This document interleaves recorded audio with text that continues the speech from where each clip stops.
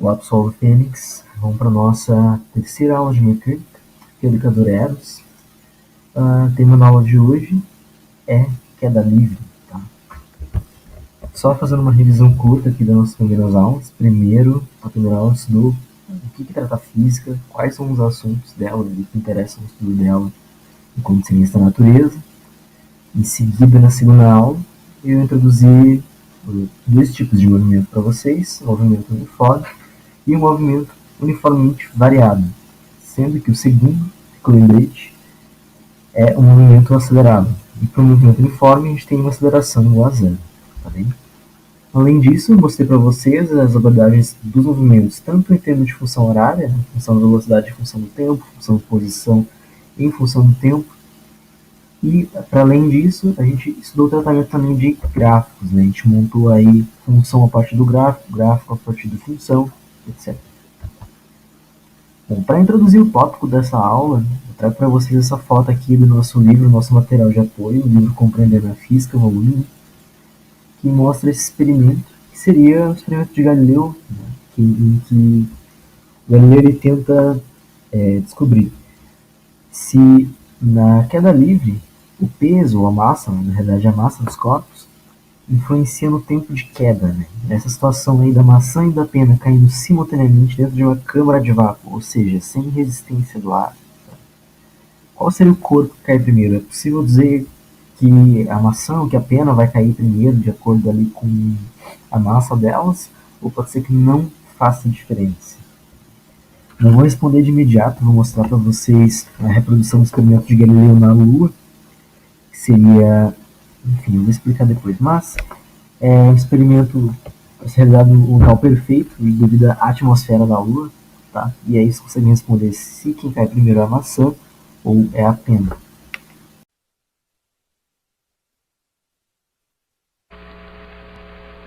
Well, in my left hand I have a feather. In my right hand a hammer. And I guess one of the reasons we got here today was because of a gentleman named Galileo a long time ago who made a rather significant discovery about falling objects in gravity fields. And we thought that where would be a better place to confirm his findings than on the moon. And so we thought we'd try it here for you.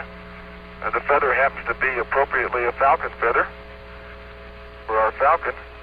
And I'll drop the two of them here and hopefully they'll hit the ground at the same time. How about that? It proves that Mr. Galileo was correct in his findings.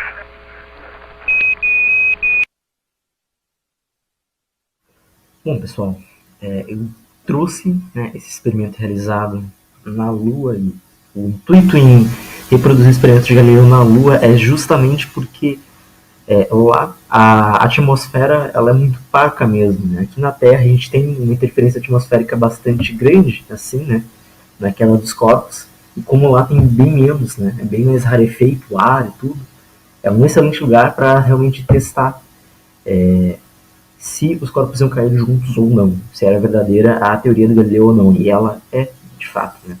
Aqui uma definiçãozinha textual para vocês terem anotado, tá? De queda livre, é isso. E eu vou prosseguir para as funções, tá? Eu trouxe aqui duas coisas, né? Uma tabelinha comparativa do movimento retilíneo uniformemente variado e da queda livre.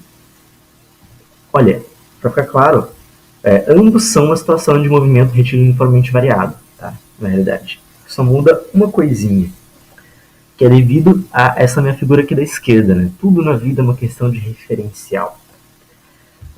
Aqui eu coloco meu referencial de movimento na vertical. Tá?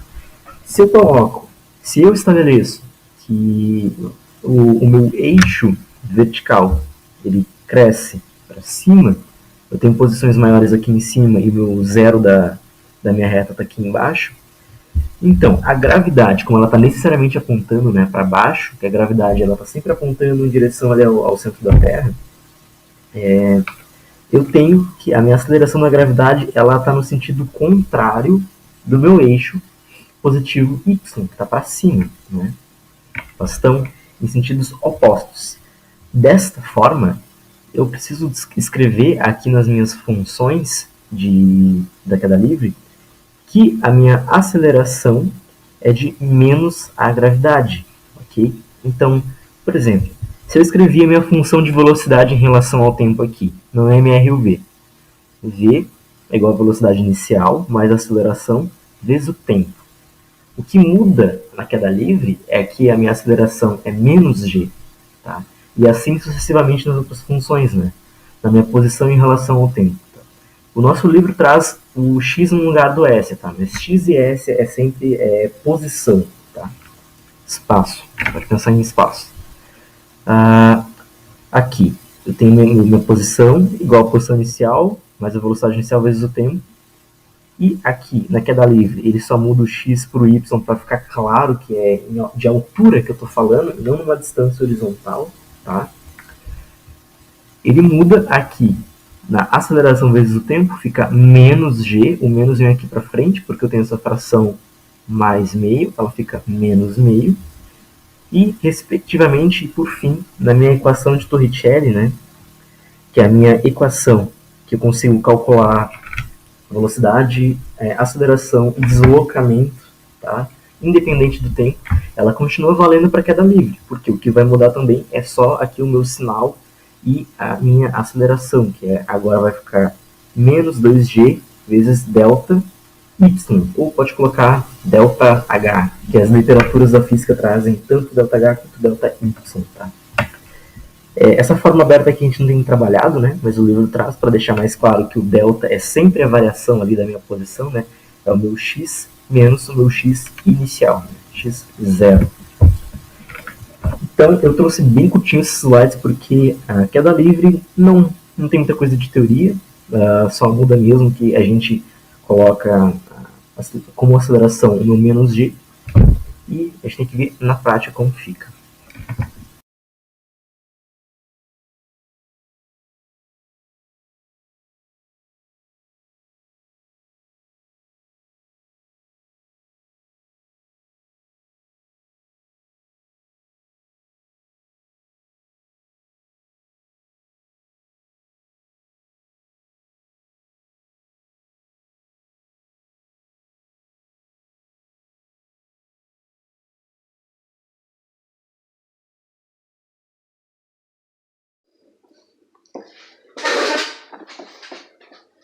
Então, vamos ao primeiro exercício. Um corpo pequeno é abandonado de uma altura de 80 metros. Então, o exercício já me dá a informação do meu y0, tá? Igual a 80 metros. Desprezando a resistência do ar e adotando a gravidade igual a 10 metros por segundo ao quadrado, determine. Tá. Então, vamos lá. A função da posição. Primeiro de tudo, eu pego a minha função padrão, y igual a y0 mais v0 vezes t, menos meio gt ao quadrado. Meio longa, mas acontece o seguinte, em situações de queda livre, como eu estou sempre lançando, né? Lançando não, eu estou sempre largando meu corpo de uma determinada altura sem impulsionar ele, então ele não tem velocidade inicial, esse termo aqui vira um 0 vezes t, e então ele some. Então a minha equação vem disso para um pouco menor. Tá? Repetir e só não escrever de novo esse termo aqui. Tá? Sendo assim, eu vou substituir conforme ele me fala no enunciado. Tá? Y é igual ao meu y0 é 80 metros, menos meio. G é 10 vezes t ao quadrado. 80 menos 10 dividido por 2, 5, vezes t ao quadrado, e essa é a minha resposta final da letra A.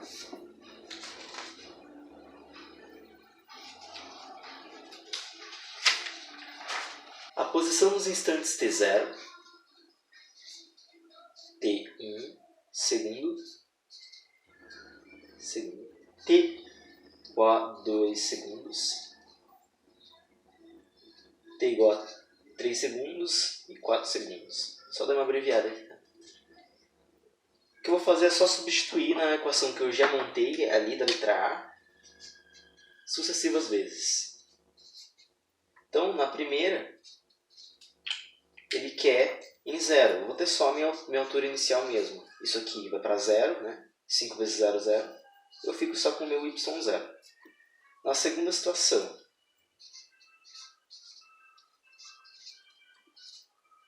perdão, 0 segundos.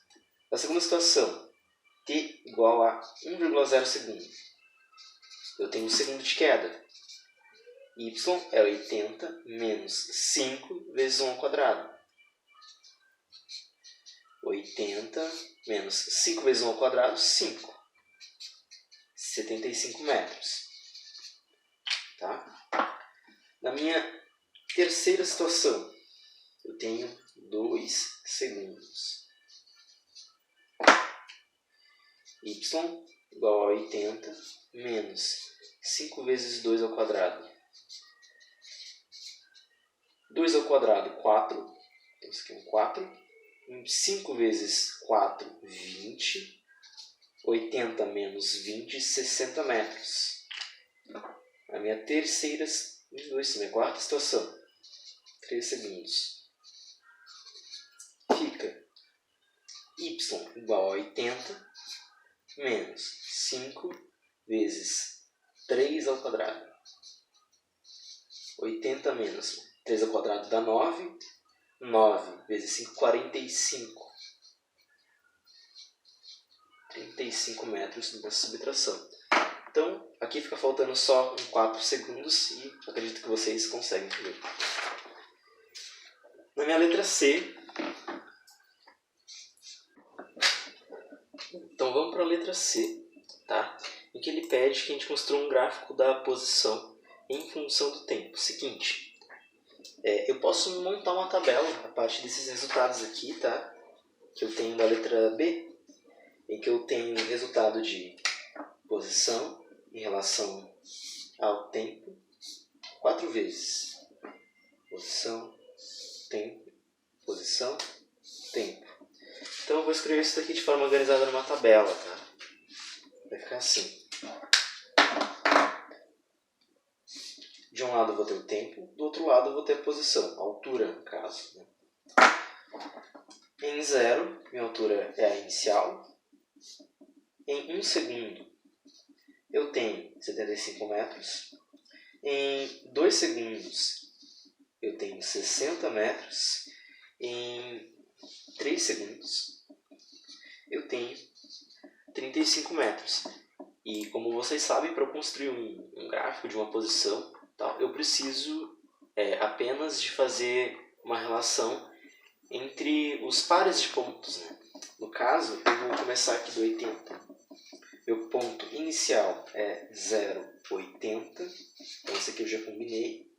Meu próximo ponto, 1 segundo, eu vou ter 75. Tá? Então, meu segundo ponto está por aqui. Em 2 segundos, ele vai estar mais abaixo. Aqui por 60.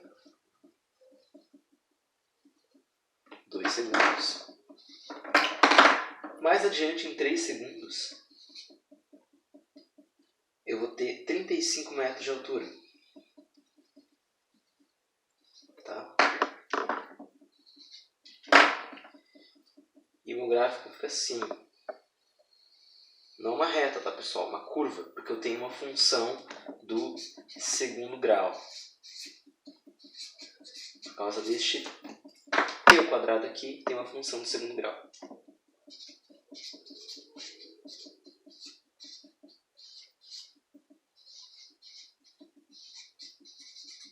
Beleza? Então, vamos para a letra D. Pede a função da velocidade. Função de velocidade. Na nossa situação aqui, que é de movimento retilíneo uniformemente variado, e no caso uma queda livre, minha velocidade é inicial menos a gravidade vezes o tempo. No caso, o que acontece? Eu tenho V0 nulo, tá? Porque tem queda livre. Menos a minha gravidade, que é 10 metros por segundo, vezes o tempo. A minha função é isso aqui. A resposta é essa. Tá? E aí, logo após isso, o enunciado pede que a gente escreva a função a velocidade em alguns instantes. Como eu já tenho a minha função, eu vou só fazer substituições como fiz na letra B. Tá? Então, em 0, eu tenho velocidade 0, porque menos 10 vezes 0, a velocidade vai ser 0. Tá? Em 1 segundo, eu vou ter V igual a menos 10 vezes 1, menos 10 metros por segundo. Meu segundo, 2, V igual a menos 10 vezes 2, menos 20 metros por segundo. E assim sucessivamente, só indo substituir aqui no meu intervalo de tempo, no meu T, o tempo que ele dá no enunciado. Tá? Minha letra F, ele pede um gráfico velocidade vezes o tempo. Tá? Olhando aqui para a nossa função da velocidade vezes o tempo, tem uma função do primeiro grau e uma função decrescente ali também. Né? A partir desses dados aqui da minha letra E, eu consigo também fazer uma associação de pontos e montar o meu gráfico. Eu vou ter o meu gráfico aqui abaixo da parte positiva da minha velocidade. Tá? Aqui eu tenho a parte positiva, para cima. Aqui também a parte negativa, e aqui é a mesma coisa. No caso, tem positivo no sentido da seta, negativo para cá. Vou marcar o primeiro ponto do gráfico, 0, 0. Tá? Meu segundo ponto do gráfico, 1, menos 10. Então está aqui embaixo, menos 10. Depois, em 2 segundos, eu tenho menos 20. Então, a cada segundo, minha velocidade diminui de 10 metros por segundo. Lembrando que esse sinal aqui é só um referencial, tá? A minha velocidade ela está aumentando, só não é no mesmo sentido de crescimento do eixo. Letra G. Um instante em que ele atinge o solo. Então eu preciso relacionar, para saber quando ele chega no solo, posição e tempo. Tá?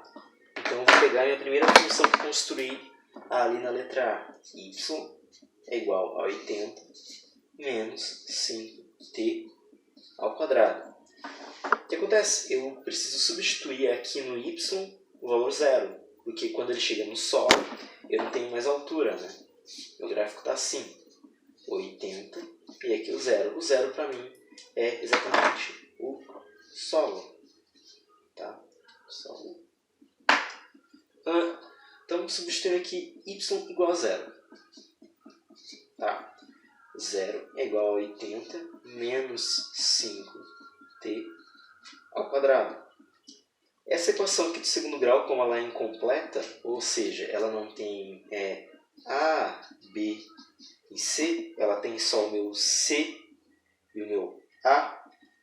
No caso, se eu tivesse um C, se eu tivesse um B, eu teria algo multiplicando o T, por exemplo, 2T. Tá?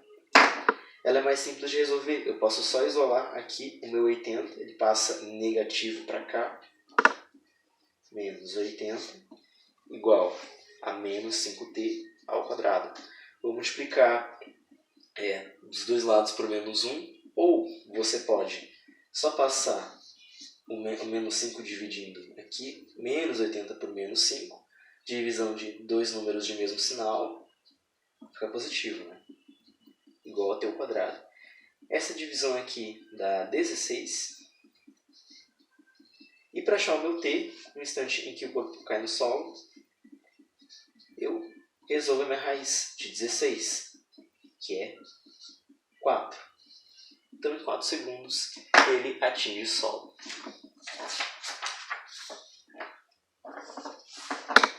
H A resolução da H depende da G, né?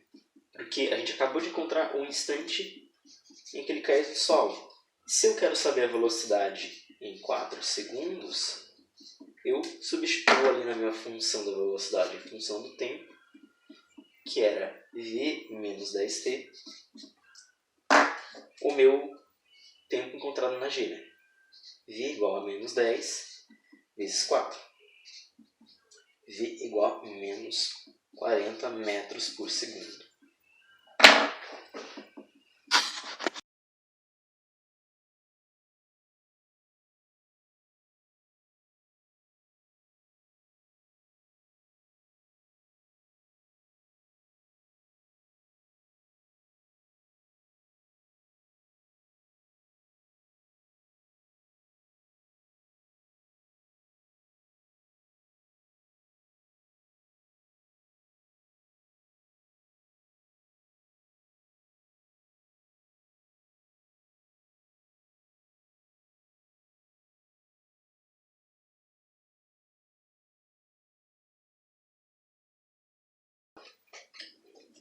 Vamos para o exercício número 2. Tá? O enunciado diz assim: um pequeno corpo é lançado verticalmente para baixo de uma altura de 40 metros e atinge o solo em 2 segundos. Tá? Então, ele foi lançado verticalmente. Quando falo lançado, eu não posso mais falar que ele está em queda livre, tá? Do início. Significa que a velocidade inicial é diferente de zero. E ele dá algumas informações. A minha altura inicial é de 40 metros. E o tempo de queda é de 4 segundos. Ok? Além disso, ele deixa claro que a gravidade é de 10 metros por segundo ao quadrado. Tá? 10 metros por segundo ao quadrado. E ele pergunta a velocidade com que ele foi lançado. Seguinte, eu vou utilizar a minha função da posição em relação ao tempo, porque é onde eu posso utilizar todos os meus dados, onde eu tenho mais informação, tá, para aproveitar, e eu consigo descobrir a minha velocidade inicial nela, porque a função é assim. Mais v0t, que é o que eu quero encontrar. Beleza? E eu vou pegar logo essa situação aqui, que é quando y igual a zero, que é quando ele chega no solo. Tá? Y igual a zero, y0, 40 metros, mais v0, que eu quero descobrir, vezes o tempo. Oh, perdão, escrevi errado aqui. É 2 segundos. 2 segundos, menos 10 vezes o tempo de novo ao quadrado, dividido por 2. 40 mais 2v0, menos... Aqui eu vou fazer primeiro a minha divisão, tá? Menos 10 dividido por 2, menos 5, vezes a minha potência aqui, 2 ao quadrado, 4. Tá? Nessa ordem aqui tá totalmente ok para resolver, tá? Continuando, mais 40, mais 2v0, 5 vezes 4, 20, tem um menos aqui, igual 40 menos 20, 20, mais 2v0. Agora, o que eu preciso fazer é isolar este v0. Fica assim. Vou passar este 20 que está positivo aqui negativo. Fica menos 20, igual a 2v0. E eu vou ter já a minha velocidade com o sinal totalmente correto, né? Como ela está apontando para baixo, eu tenho meu eixo positivo para cima. Aqui é onde ele começou a cair, em 40 metros. E o meu V0 está apontando para baixo. Ou seja, ele está negativo. E aqui eu vou ter uma resposta negativa. E ela está certa. Menos 20 dividido por 2, menos 10 metros por segundo. Que vai ser o meu V0. Tá? Na letra B, a velocidade com que ele atinge o solo. Eu consigo utilizar a minha função da velocidade em função do tempo. Tá? E nessa situação fica assim. V é igual ao V0 que eu acabei de descobrir, de menos 10. Menos 10 vezes t. Tá? Como eu tenho o tempo em que ele atinge o solo, que é de 2 segundos, eu vou só substituir aqui. V igual a menos 10 vezes 2, que é igual a menos 10 menos 20. Tem números com o mesmo sinal, eu vou somar e manter o sinal. Fica menos 30. Isso é o 2.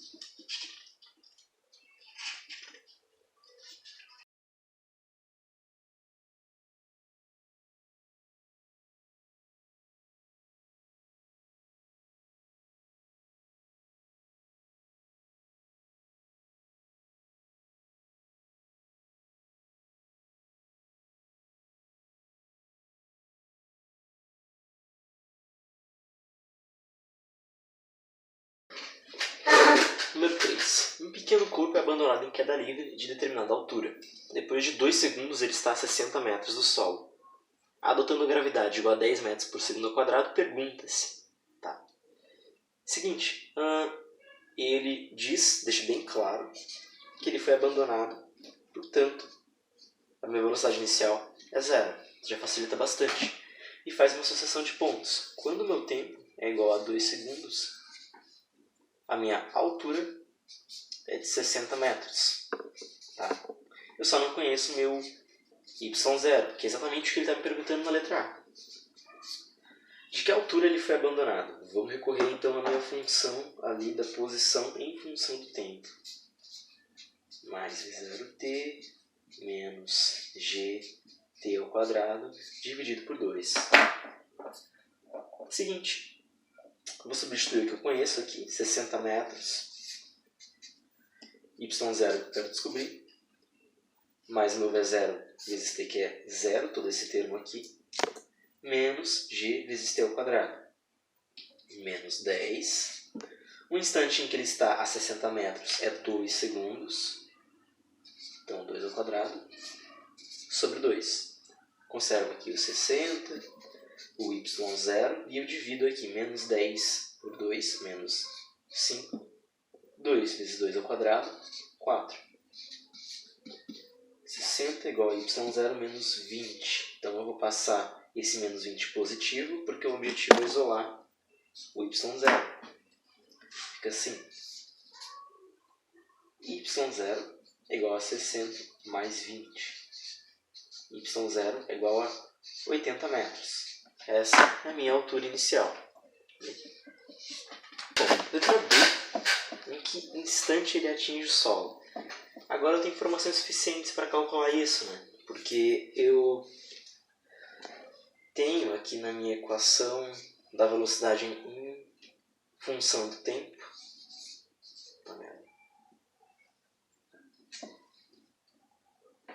Letra B. Em que instante ele atinge o solo? Bom, agora eu tenho informações suficientes. Ali.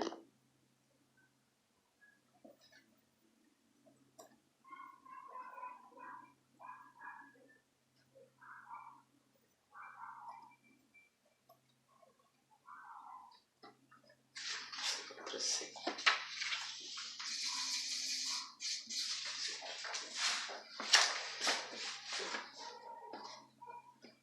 Letra B. Com que instante ele atinge o solo?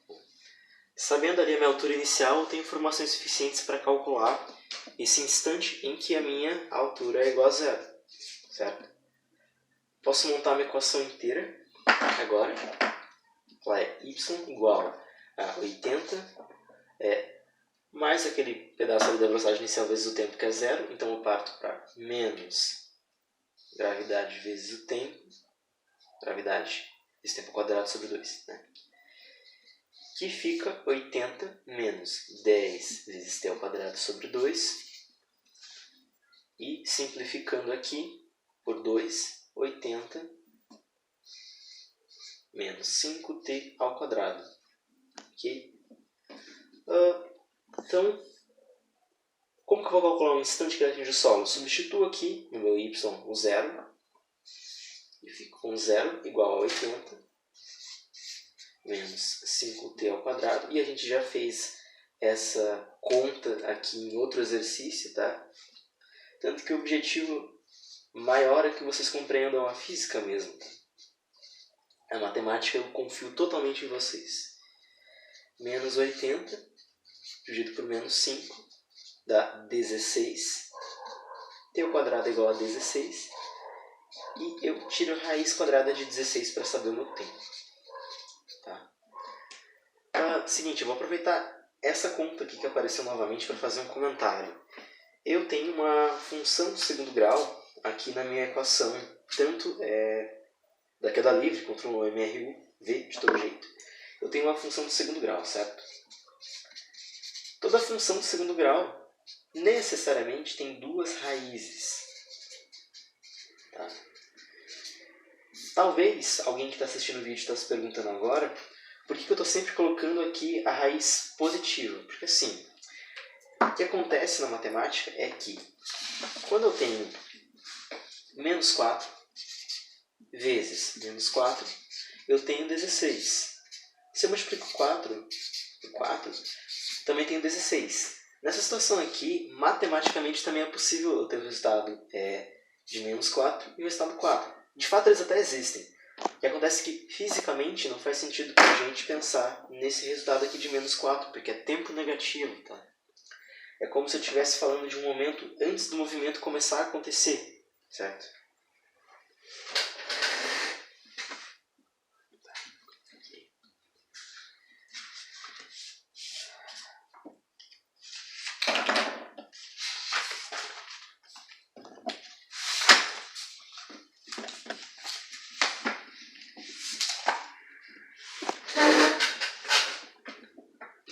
Letra C.